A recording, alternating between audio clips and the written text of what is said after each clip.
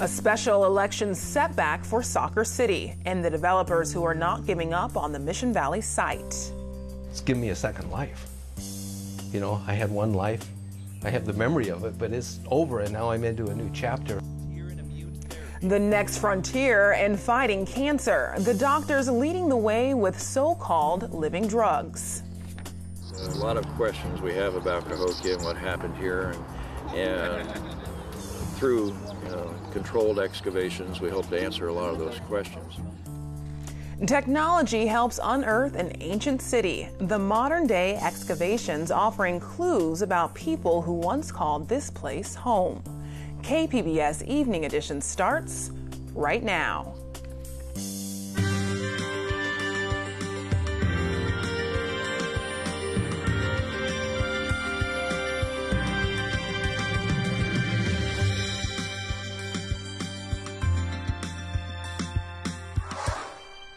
Good evening and thanks for joining us. I'm Ebony Monet. Californians can expect more state dollars for education and social services. This according to lawmakers who say today they've reached a deal on the state budget.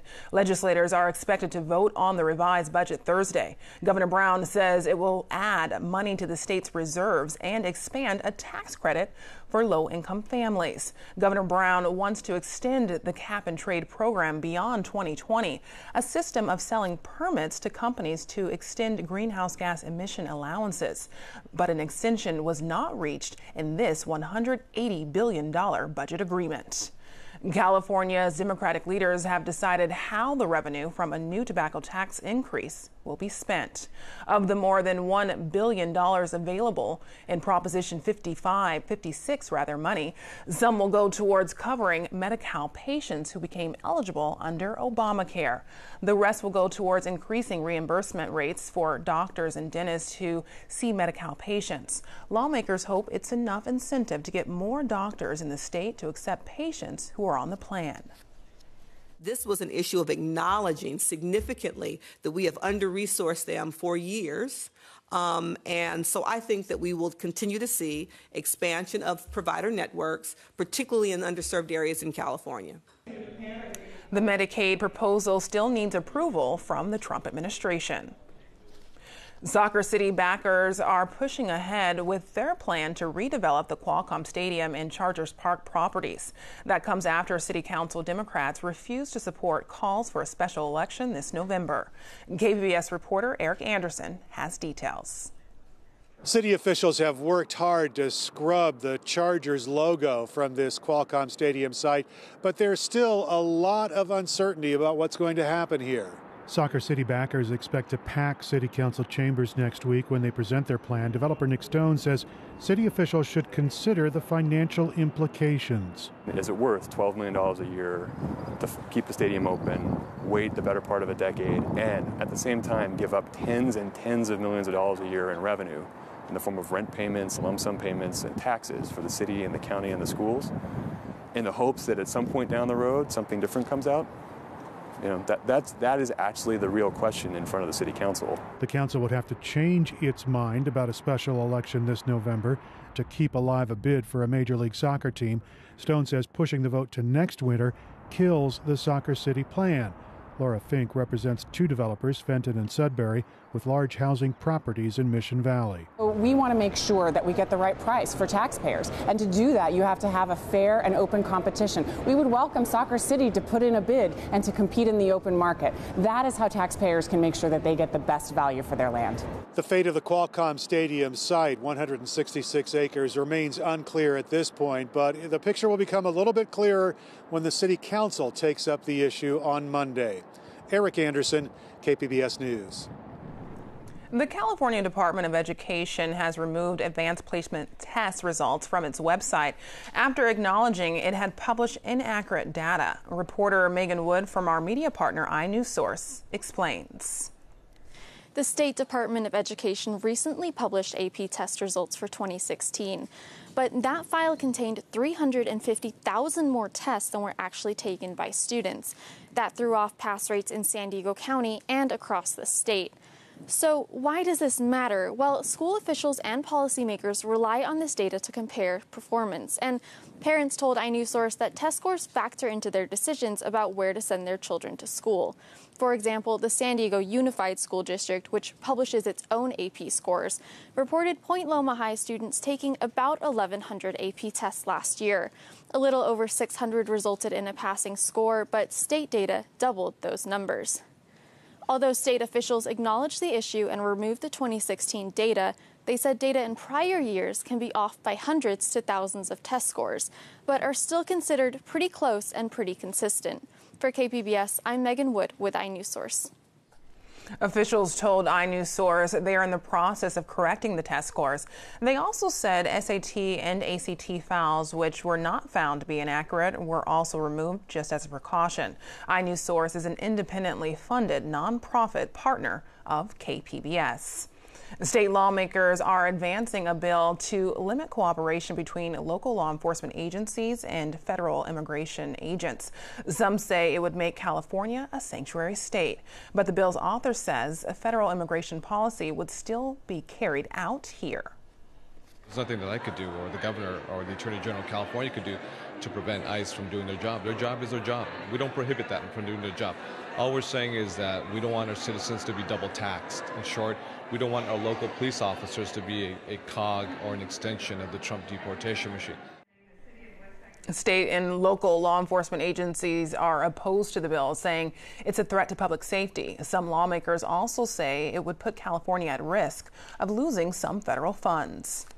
U.S. Attorney General Jeff Sessions in the hot seat on Capitol Hill today. Senators questioned him about the Trump campaign's possible ties to Russia.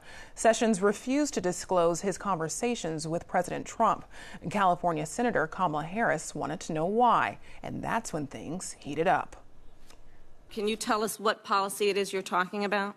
Well, I think most cabinet people, as the witnesses you had before you earlier, those individuals declined to comment because we're all about conversations with the president. Sir, I'm just asking you about the DOJ policy you referred to. Policy that goes beyond just the Attorney General. Is that policy in writing somewhere? I think so. So did you not consult it before you came before this committee, knowing we would ask you questions about it? Well, we talked about it. The policy is based... Did you ask that it would be shown to you? The policy is based on the principle that the president... Sir, I'm not asking about the principle. I'm asking when you would be asked these questions and you would rely on that policy. Did you not ask your staff to show you the policy that would be the basis for you refusing to answer the majority of questions that have been asked of you? Should be allowed to answer the question. Senators will allow the chair to control the hearing. Senator Harris, let him answer. Please do.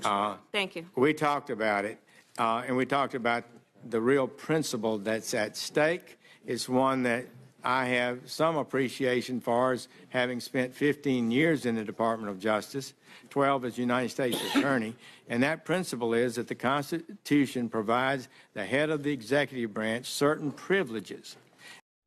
We'll have more on the Attorney General's hearings tonight on PBS NewsHour at 7 right here on KPBS. The city of El Cajon has finished the process of drawing council districts for the first time, which was meant to increase diversity on its city council. But some in the city's immigrant communities are not happy with the selection. KPBS reporter Claire Tragesser has details. Nadir al-Samari is an Iraqi refugee who moved to El Cajon 3 years ago. He immediately got involved in local politics and last year began weighing in on the city's council district process. El Cajon is home to a large population of refugees, many from Iraq and Syria. The current city council is all male and almost all white. Last year, voters opted to set up district boundaries for the first time instead of electing council members citywide. Activists hoped the process would increase minority representation on the council. Last month, the council chose a map, but al-Samari says many in his community don't like it. Instead, they favor a different map that has districts centered more on downtown where minority communities live. Was like perfect. We did everything. We met all the requirements, and we wish that they chose it and the people came and they support the map. He organized lots of people from the city's Middle Eastern community to come to the council meeting and speak. He says for some, it was their first experience with democracy. We all thought that they're going to choose Orange, and we were so proud that we did all this, and we brought our community to support it, and they listened to us and everything, but it didn't work. At the council meeting, the mayor and 2 of the council members said they liked Al-Samari's preferred map, but ended up choosing a different one. It also divides downtown, but in larger districts that dilute the voting power of Middle Eastern communities. Bobby, camera, say hi. Say hi. Al-Samari says he can live with the chosen map and will stay involved in his city's politics. Claire Tregesser, KPBS News. A hepatitis outbreak in San Diego claims the life of another person. County Health and Human Services officials say 4 people have died. 160 people have been infected. Most have been hospitalized. County officials are still investigating the source, but say many of the victims are homeless and/or illicit drug users. Public health officials encourage people to get vaccinated. Immune therapy is the newest trend in cancer care. And the next frontier is creating living drugs from blood to destroy tumors. AP reporter John Moan has the story. Cloud Bannock was losing his battle with leukemia. You know, I tried all the therapies that were available, all the chemotherapies, all the radiation. I've gone through all the fallout from the disease. Bannock says he was almost dead when he heard about an experimental treatment that could be the next frontier in immune therapy. Custom-made living drugs. An earlier wave of immunotherapy drugs, the kind used to treat former President Jimmy Carter's cancer, unmasks tumors so that T cells, a kind of immune cell, can strike. Now doctors are reprogramming those T cells to make them stronger and better at seeking out cancer. By doing this genetic modification, we're actually able to really rev up the T cell into a much more superior essentially killing machine. The process begins with removing T cells from the patient's blood. One of the ways researchers are altering them is through a virus engineered to instruct the T cells to grow a chimeric antigen receptor, or CAR. The CAR T cells then zero in on a specific type of cancer. These cells presumably then can do surveillance. They can kill tumor cells if they're trying to recover or return. Millions of copies of those supercharged T cells are grown in incubators. Hello, Doc. How are you? Fine, thank you, sir. Good to see you. After 2 weeks, the modified cells are inserted back into the patient's body. In this case, Peter Biazovich, who's fighting lymphoma. Yeah. Listen, cells are good. Thank you. So they pass all the release criteria? And they come. I hope this will work on me, and I hope this will help benefit future patients. Only major cancer centers are testing these so-called living drugs in trials, but the first CAR T-cell therapies for some blood cancers could hit the market later this year. Researchers are already studying altering T cells in different ways to attack solid tumors. This is really the T cell killing the cancer cell in action. These time-lapse photos show one version being tested against an aggressive type of breast cancer. And that's maybe one of the challenges in solid tumors, is how do T cells get into these tissues? What are the signals that ask them to come in or permit them to come in? There are other formidable challenges. Creating these living drugs is an expensive, labor-intensive process, presenting a challenge how to scale up for more patients. It also comes with potential serious side effects. The safety issues are very serious. In fact, sometimes can lead to death. But we've learned a lot about these problems. We've learned how to anticipate them, how to talk to patients and families about them, and most importantly, we've learned how to treat them. Bannock is grateful he was among the early patients to be treated by the Fred Hutchinson researchers. He's been in complete remission since 2014. His wife, however, died of brain cancer years earlier. It's given me a second life. You know, I had one life. I have the memory of it, but it's over, and now I'm into a new chapter. A second chance that includes building the home in Hawaii he and his late wife always dreamed about. John Moan, Associated Press. Thrill seekers and sun worshipers flocked to Mission Beach today. Belmont Park beckoned with classic rides and games. People welcomed summertime temperatures by the water. Aaron Calandra says you can expect even more warm weather in tonight's forecast. A beautiful day here today after those morning clouds kind of burned off, and then plenty of sunshine. Taking a look at our satellite and radar, well, we don't see much of anything really going on across the county. It's pretty quiet and sunny, and as we take a little bit further north, we just see some precipitation far off to our northeast, and certainly nothing heading in our direction. So that means things are going to be beautiful around here for the next couple of days. Starting off with tonight, 61 degrees for our overnight low. Those clouds are going to build, and we'll see those in the morning, but then again, they'll kind of drift off, and we'll have plenty of sunshine. So taking a look tonight, 54 degrees in Oceanside, Borrego Springs 65, Mount Laguna 50 degrees, and Alpine 51 degrees. Those are our overnight lows. Taking a look at our Wednesday, well, we see it's still just a bit cool along the coast, very hot though in the deserts. We have this high pressure system in place, and as this builds, it's going to keep us dry and warm with plenty of sunshine here for the next couple of days throughout much of the week. So let's take a look at some temperatures for tomorrow. Borrego Springs, very hot. Drink lots of water if you're there. Try to stay in the air conditioning if you can. 104 degrees. Mount Laguna comfortable at 78 degrees. Alpine 84. San Diego right along the coast 74 degrees, and Oceanside 75 with plenty of sunshine for everyone. Now as we take a look nationally at what's going on, well, the Northeast, it's going to be pretty wet all the way from Maine down through the deep south, but for us, well, nothing but hot and dry conditions throughout the rest of this week. So taking a look at our 5-day, our average along the coast is about 70 degrees for this time of year. So we're a bit warm. We get up to 80 degrees by Friday. Saturday, 78 degrees. Inland, we're in the 90s much of the week until Sunday, when it drops back off to the 80s. And in the mountains, we're even heating up here too. Temperatures up in the 80s for much of the week, and in the deserts, well, it's going to be baking in the hundreds the whole week. For KPBS News, I'm Erin Calandra. Waterfalls and rivers are raging in Yosemite National Park. Record snowfall has all but ended California's 5-year drought. But now that the snow is melting, park rivers are gorged. Park officials say the results are beautiful and deadly. 6 people have died in the Tule River south of Yosemite.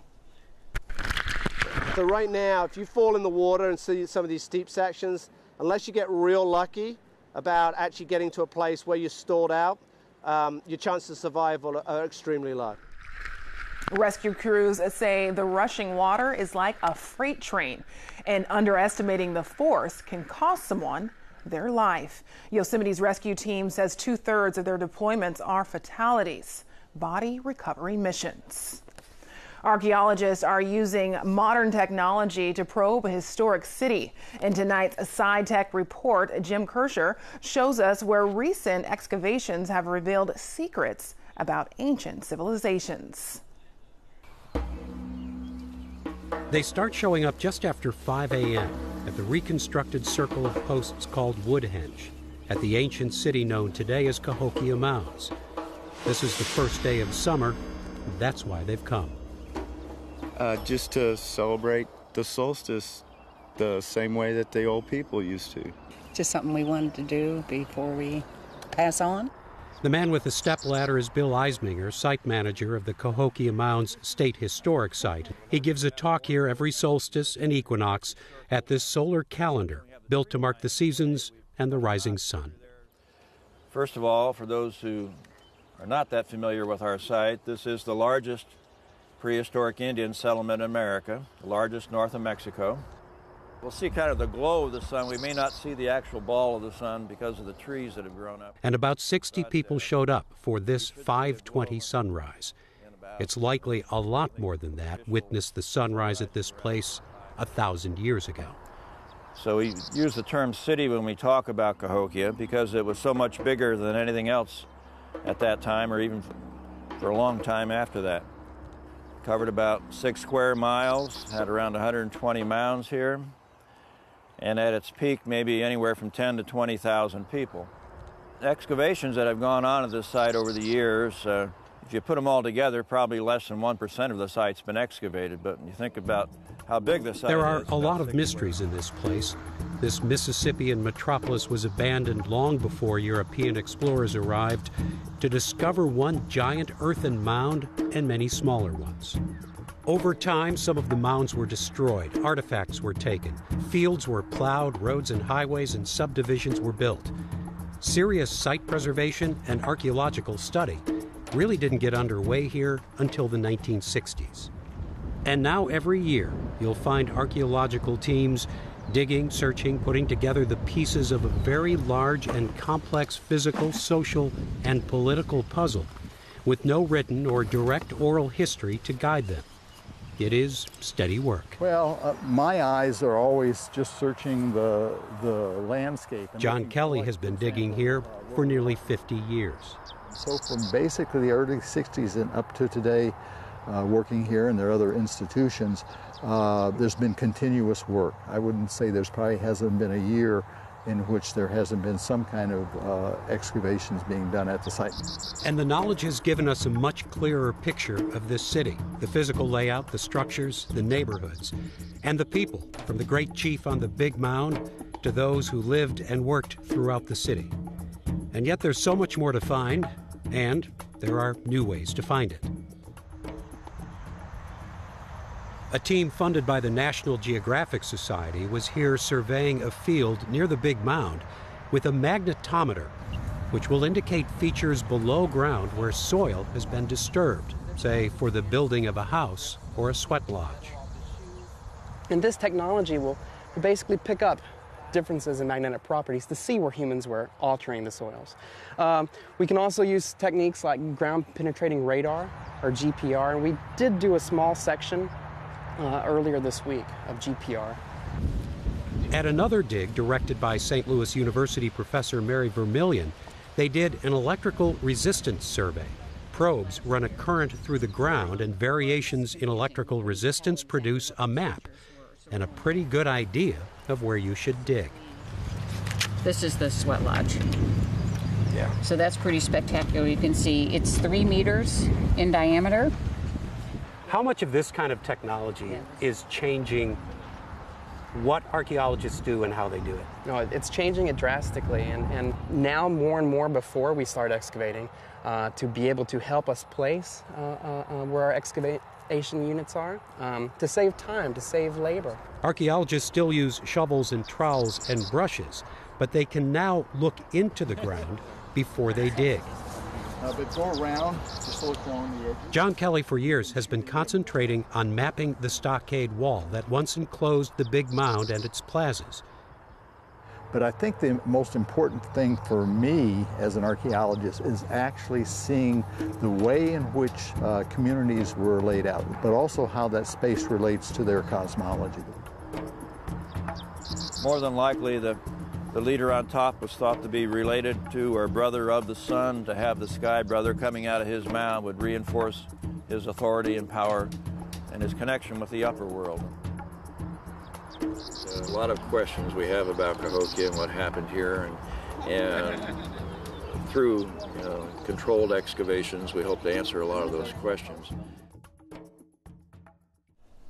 You can see more stories like that one on SciTech Now, Sundays at 5:30 on KPBS.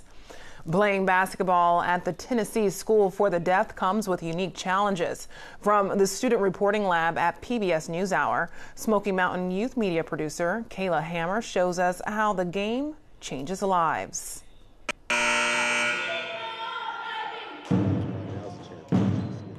When I started playing basketball when I was 7th grade, I wanted to try to see if I can play basketball instead of playing one sport. When I joined, it was a little bit awkward, but I realized that it's cool to play basketball, to be more competitive, more fun, to be meeting new people, new faces, new challenge for me to play basketball. Playing for the hearing team really different for me because they talking, they really live, but I can really live good, but not fully like 100%. It's a good challenge for me. I really like playing for the team, I do, but trying to frustrates me that I don't even understand how to play against them and how can I connect with my team, like how to help them to be a better player. They have challenges and stuff they face with like me I do, but I know that they work hard on the floor and they're willing to not to give our depth culture versus the hero coaching issue. Brooke Peters is the head coach for the women's basketball team at TSD. Most of the time, I'm fortunate. I have a lot of hard of hearing kids, so they can hear me if I yell. Sometimes waving my hands, honestly, stepping on the floor, getting one of the hard of hearing girls to get the attention of another player. We also have another 2 players with implants, so they help a lot. They can hear well, talk well. My favorite thing about coaching is probably seeing them be successful. Some of our kids aren't successful in academics, so it's nice to see them be successful in basketball. You know, that's one thing that we feel proud about. For Smoky Mountain Youth Media, I'm Kayla Hammer. This student report lab was made possible by the Corporation for Public Broadcasting. Here's a look at what we're working on for tomorrow in the KPBS newsroom. On Morning Edition, California's Arts Council is announcing $15 million in grants to more than 1,000 nonprofits statewide, but it's not clear how long that will last. That's tomorrow on KPBS Radio. You can find tonight's stories on our website, kpbs.org/evening edition. Thanks for joining us. Have a great night.